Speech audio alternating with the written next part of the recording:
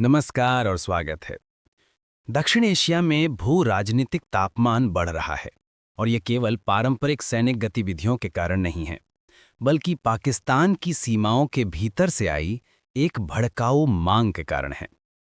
हम बात कर रहे हैं एक प्रमुख बलूच कार्यकर्ता मीर यार बलोच के असाधारण बयान की, जिन्होंने भारत से सीधे पाकिस्तान के खिलाफ एक निर्णायक सैन्य हमला करने का आग्रह किया है। उनका मुख्य दावा, जो सोशल मीडिया पर वायरल हो गया है, बिल्कुल स्पष्ट है। पाकिस्तान भारत के खिलाफ युद्ध का संकेत दे रहा है।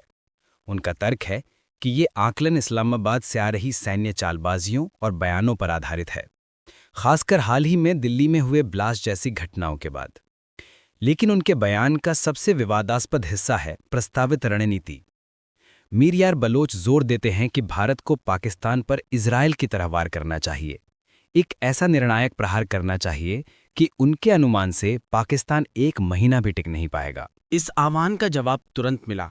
इसके ठीक बाद पाकिस्तान के सैन्य नेतृत्व, विशेष रूप से जनरल आसिम मुनीर की ओर से आक्रामक जवाबी बयान आए, जिन्होंने युद्ध को धर्म से जोड़ते हुए बलूच कार्यकर्ता के स्तर को और मजबूत किया कि पाकिस्तान तनाव बढ़ाने के लिए तैयार है।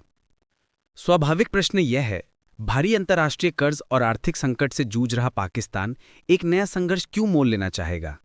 वीडियो विश्लेषण एक गंभीर उत्तर प्रस्तुत करता है। सैन्य लाभ और घरेलू ध्यान भटकाना। एक छोटे पैमाने का संघर्ष पाकिस्तानी सैन्य प्रतिष्ठान को कई तरह से सेवा प्रदान करता है। ये भारी घरेलू समस्याओं से ध्यान भटकाने का काम करता है।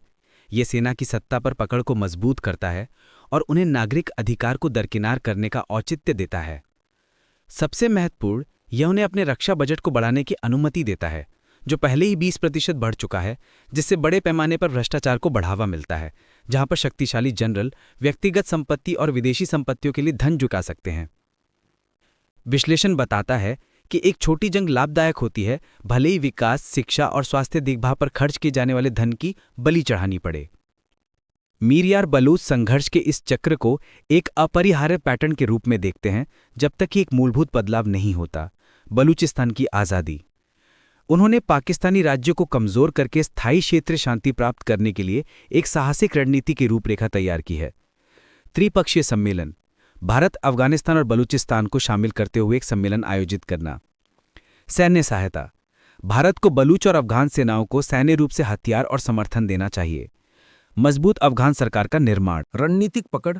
बलूच लोगों को सीधा समर्थन देने के लिए भारत को अफगानिस्तान में अपना प्रभाव बढ़ाना होगा, जिसमें एयरबेस स्थापित करना शामिल है। फोर्स का गठन। अंतिम लक्ष्य है लगभग 5 लाख सैनिकों वाली एक मजबूत बलूचिस्तान सैन्य शक्ति का निर्माण। कार्यकर्ता का दृष्टिकोण वर्तमान में अंतर्राष्ट्रीय राजनीति की वास्तविकता से चुनौती का सामना कर रहा है। अमेरिका, यूरोप और यहां तक कि रूस जैसी वैश्विक शक्तियां भी मौजूदा पाकिस्तानी प्रतिष्ठान का समर्थन कर रही हैं, अक्सर उस मानवीय संकट को नजरअंदाज कर रही हैं जिसे बलूच कार्यकर्ता बलूचिस्तान में बताते हैं। भारत के लिए वीडियो सैन्य कार्रवाई से परे एक शक्तिशाली राजनयिक कदम का सुझाव देता है। भारत में बलूचिस्तान गणराज्य के एक आधिकारिक कार्यालय को खोलना। यह प्रतीकात्मक फिर भी महत्वपूर्ण कदम एक स्वतंत्र बलूचिस्तान के विचार को वैधता और समर्थन प्रदान करेगा। यह निष्कर्ष निकाला गया है कि दीर्घकालिक समाधान का मार्ग बांग्लादेश के जन्म के समान हो सकता है, एक संभावित सैन्य संघर्ष, लेकिन एक स्पष्ट अंतिम उद्देश्य के साथ, जो सीमा पार आतंकवाद को प्रायोजित करने वाले राज्य को, बलूचिस्तान को एक स्वतंत्र देश के रूप में स्थापित करके कमजोर करना है।